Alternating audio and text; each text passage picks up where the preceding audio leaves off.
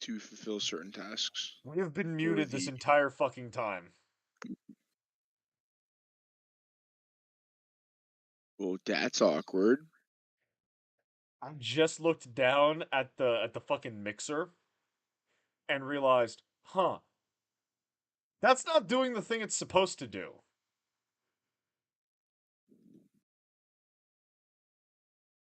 That's very no bueno. I don't even know why it was off. I didn't turn it off. I didn't turn it off either.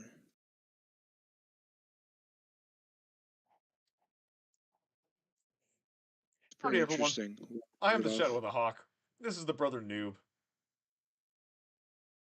Why was it off? Wait, how long was it off for? I I guess it was never on. Then how the fuck did we have a conversation? Because we're having it through Discord. I'm talking about the stream system. Got it.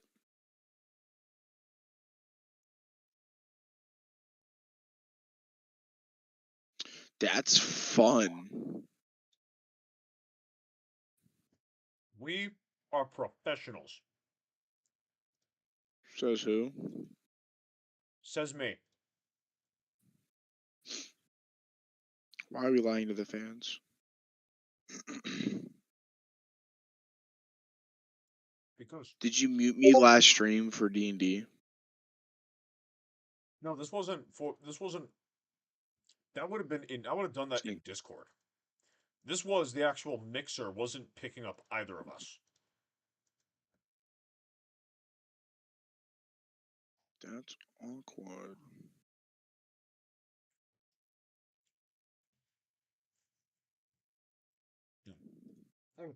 So, so let's jump back to the beginning, I guess. We started off the stream discussing the Imperium's branches, the various members of the Imperium, the Astra Militarum, the Administratum, Ministorum, Mechanicus, Imperial Navy, Navis Nobilitae, Adeptus Arbites, and His Most Holy and Beneficent Inquisition. These are the various, as well as many others, organizations that make up the Imperium. As discussed last week, the Imperium is not really a single cohesive body. It is a collection of different groups and factions who are incredibly interdependent to one another. The Administratum could not defend itself in the void without the help of the Imperial Navy, and the Imperial Navy could not feed itself without the Administratum, and neither of them could, hold the planets that food is grown on without the Militarum. Nor could any of these groups actually use technology without the Mechanicus, and no one could really travel the void without the Nobilitae, and the enforcement of laws on these planets could not be done without the Orbites, and etc., etc., etc., etc. Of these forces, one could argue that the most integral is the Imperial Guard.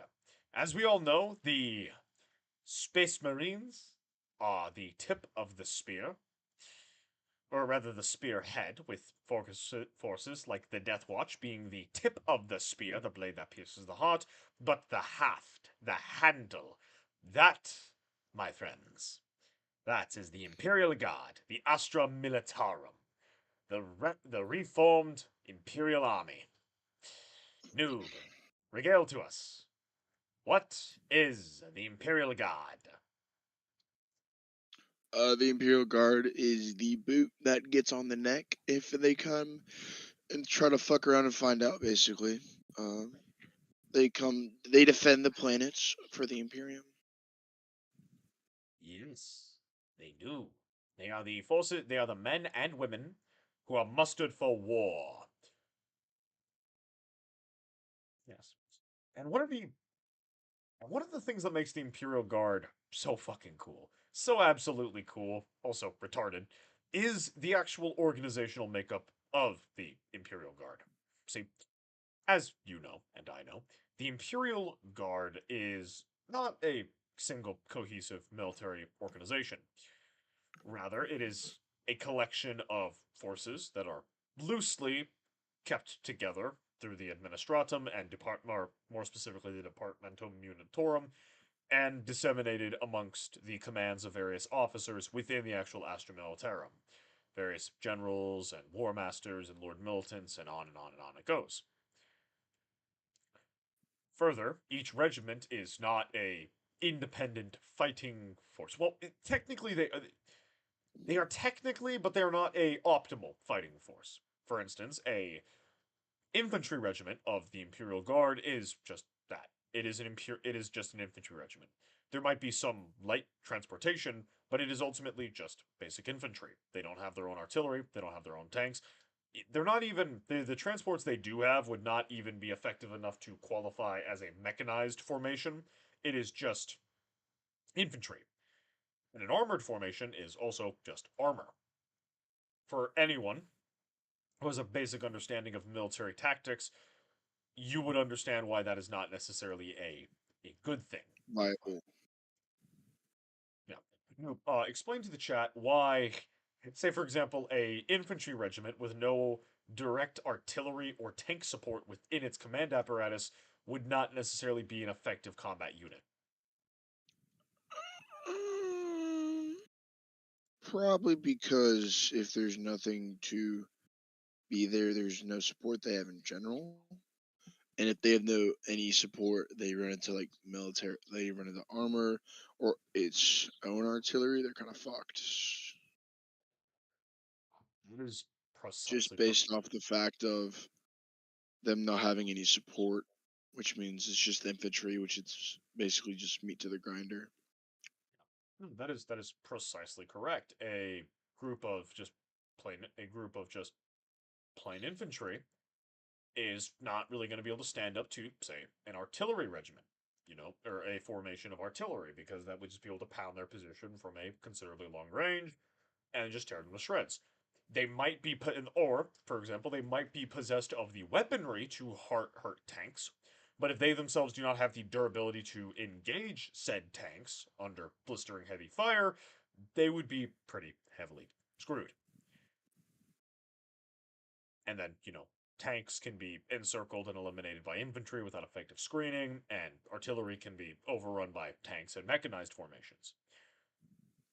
This is why the Imperial Guard tries to take certain regiments and then use them effectively together. A regiment that are known for their infantry, like the Valhallans or the Death Corps, will be paired with formations that are known for their tanks, like the Armenians or the Talarns. And then you may have formations that are known for their artillery, like, again, the Death Corps, for instance, would be slotted in to help support those. And then maybe you have some more specialized roles gathered, such as mechanized formations from the Armageddon Steel Legions, or scout snipers from the Tanith, or heavy shock infantry from the likes of the Volpone or the Vitrian Dragoons. And then you would make an army out of these. And give a incredibly proven and loyal leader command over these formations.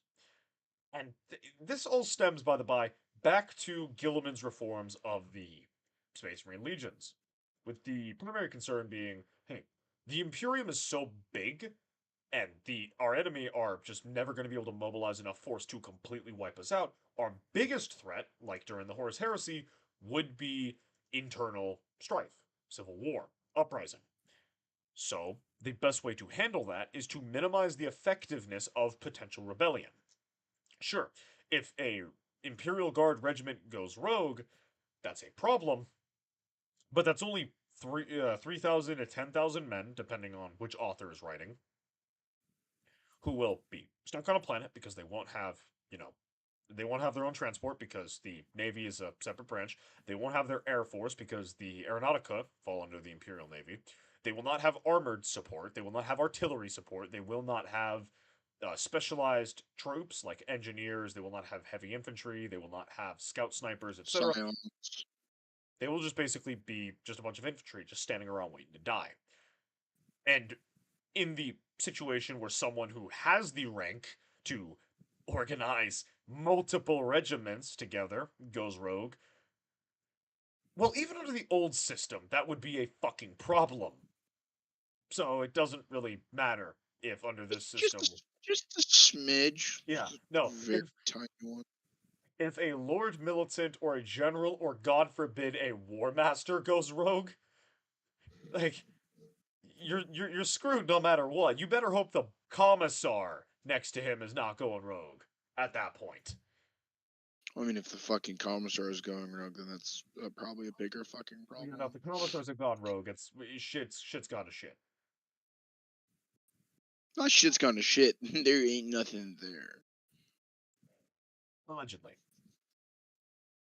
In any event, Indubitably. indubitably. This ties into sort of the Imperial Guard. So, another touching on the idea of the Imperial Guard, using different formations and using different groups that are specialized in specific roles. The decentralized nature of the Imperium resulting in, you've got this planet over here that's basically World War One Germany mixed with France, and then over here you've got this one world that's Russia, and then you have this one world that's just 80s action heroes. I'm looking over at you, Catacan. And then you have another world over there that is, what if the Bloods, Crips, Sinaloa Cartel, Yakuza, Aryan Brotherhood, and Irish Mob all got together and decided to fight to kill aliens on alien worlds so they get a free ticket off of a shitty planet. And you So could have, every other fucking this empire, like the what fuck was you that? mean? So like every other fucking world in this galaxy. No, no, the freaking Volsha and Savlar and other gang worlds are so shit that people will put aside their lifelong blood feuds and join regiments to get off world because those planets are so shit. It's hilarious. I love it. But you could find all of those fighting in the same Imperial army, which is fucking awesome. Which is so freaking cool. And this Like the kind of U.S. touches military when the into draft another happens. little fun thing about the Imperial Guard, the nature of logistics in its apparatus. See, a lot of Imperial Guard worlds, while they do rely on Forge worlds for a lot of their equipment, also tend to draw the majority of their equipment from their own local manufacturing. So, like a standard lasgun will presumably have been manufactured on world with some oversight from the tech priests. Now, they're not making freighter loads of them, but they're making just the general understanding of it. Or maybe they're making the ammunition and picking up las guns from a forge world. Maybe they're making their armor, etc., something to that degree. Now, noob. We know the Adeptus Sororitas have powered armor and bolters. Why aren't the Imperial Guard just using powered armor and bolters when powered armor and bolters are Why would significantly they need to do superior that for weapons defense? to las Because guns and flak armor? they're just defending. It's not like they're doing anything. It's not like they're assaulting. Their main reason is for defense. Yeah, Because all they have to do is hold bunkers instead of taking things. If they need to take shit at that point in time, hopefully the Adeptus Astartes will already be there. exactly. Or There are that's what their idea is. yeah, there are specialized for it's a logistical concern. The Imperial Guard don't need one squad that is super kitted out to the nines. They need 10,000 squads that are doing the job pretty damn well.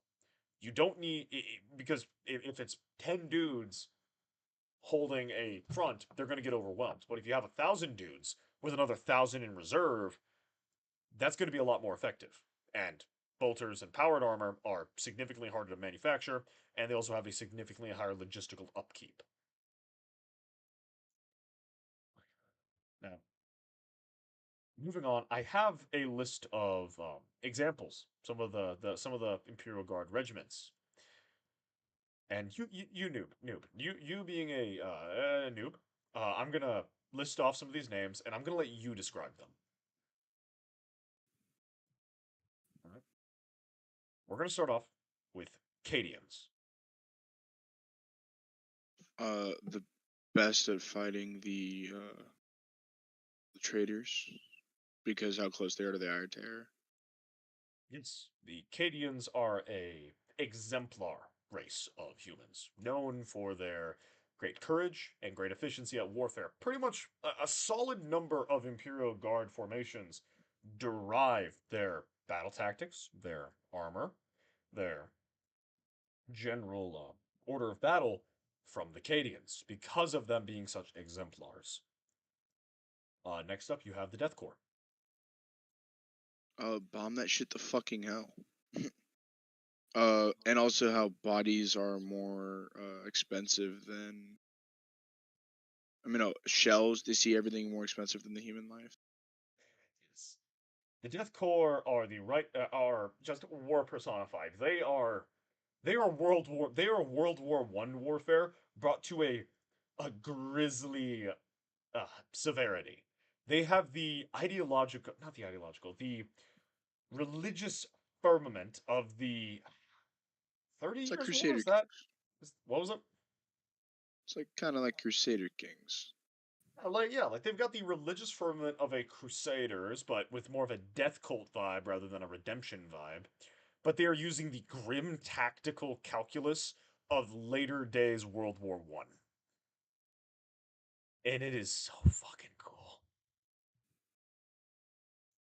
Where they will do things like identify enemy strong points by how fast their men are dying. At which point they will then shell that strong point into oblivion with massed artillery and then send in another wave. And if they're dying at the same rate, then clearly the shelling wasn't enough.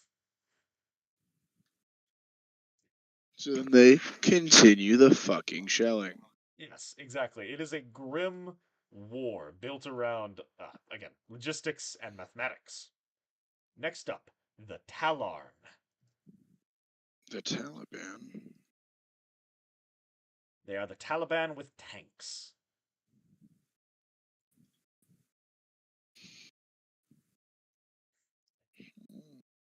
That is a very uncharitable description for the Talarn, but at the same time it is comical, and so thus we will leave it there. Next up, and I have a friend who will be greatly disappointed in you if you fail to answer this one. Well, so the Tanith. Mm, I doesn't ring bell. Oh, you're breaking my friend Gaunt's heart.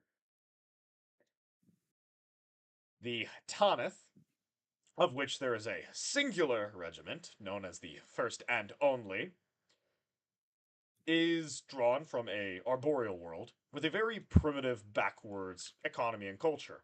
They are reconnaissance scouts and snipers, lightly equipped, uh, very effective at infiltration operations and exfiltration operations, with a good mix of snipers and sappers. They Yeah. are also the sole survivors of Tanith, which was destroyed. They have a very grim and grisly outlook, knowing that there's nothing really left for them in the galaxy beyond service and maybe reward after the war is done. They fight on grimly and brutally. Neat, right?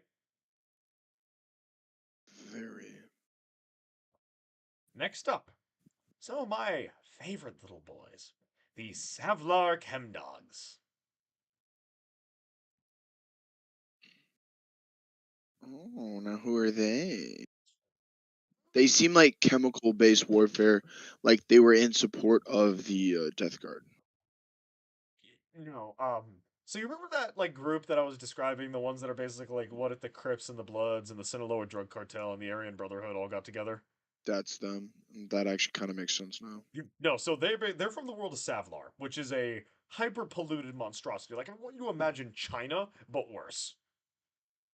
I mean, parts of China's not really that It polluted. is so I would bad. think. I would think. I would think if you're saying anything, think about Priest from that one movie called So Priest. How unironically, those. just imagine nothing but priest, but worse. Like it is bad. It is so bad that you can't leave your house on Savlar without needing a gas mask, or you die in seconds.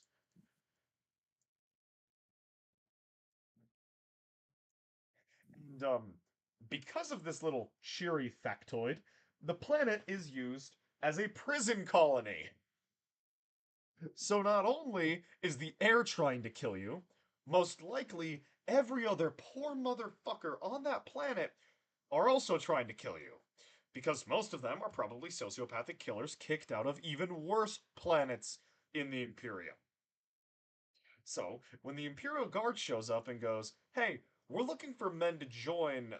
We're looking for men to join his most holy Imperial Guard and defend humanity." The enlistment bonus is you get a free ticket off this fucking rock. And do you want to know why the Savlar Chemdogs walk a very fine line between being openly rebellious and being loyal, good little boys? Because they don't want to get sent back to that fucking planet. You don't want to go home. Yeah, I wouldn't either if I was from a place like that. Unironically, if you're a Savlar Chemdog, the threat of getting shot by a commissar means nothing to you. But the fact that you know they'll bring you back alive, and they'll just throw you back into Savlar with a "Do not recruit" label on you, you're fucked. The reason why Just a little bit.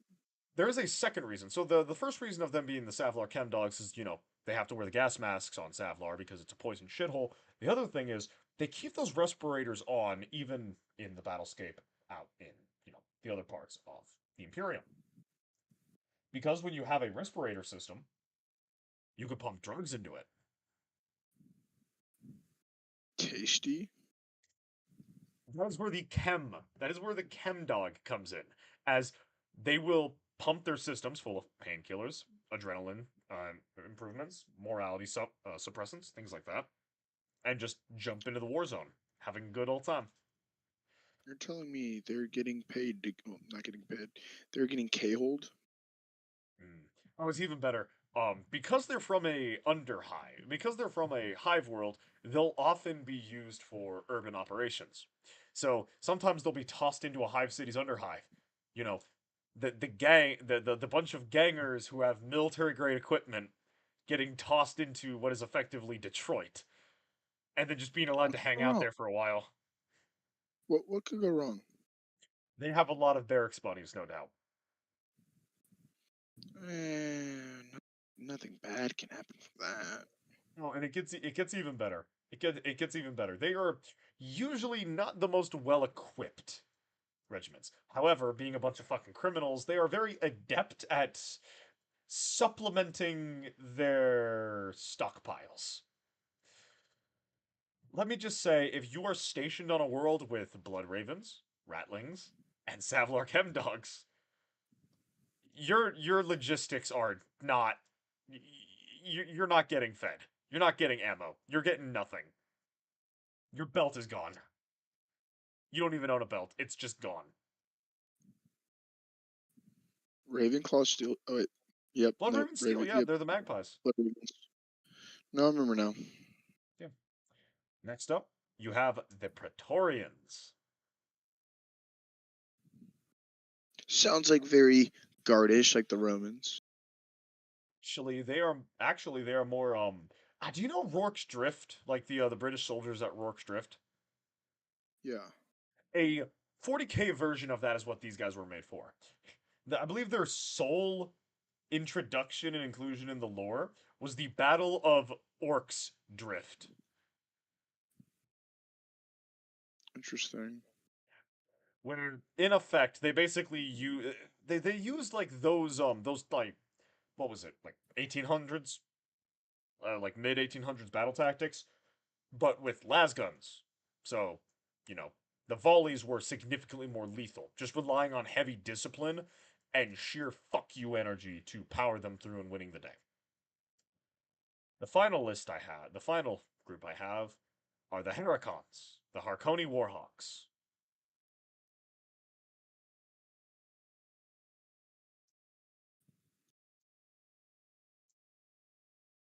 The Harkins Warhawks. They seem like they're the aerial, not aerial, but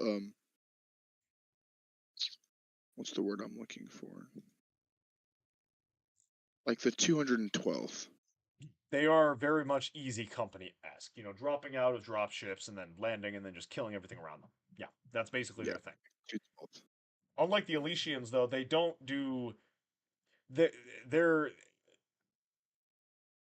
They are a punch, but that's about it. They don't really transport heavy equipment. They are not very good at holding a position once it's taken.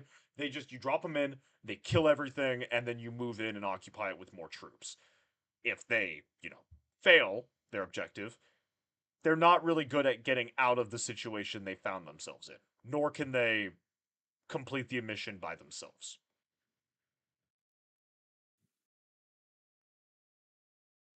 which is not very bueno in anything. Because if they can't get their shit fucking figured out, then someone else has to go fucking save them.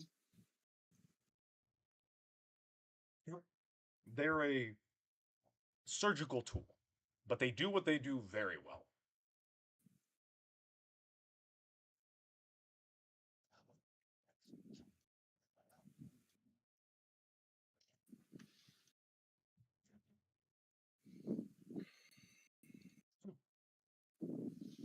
Is there anything else about the Imperial Guard you'd like to talk about?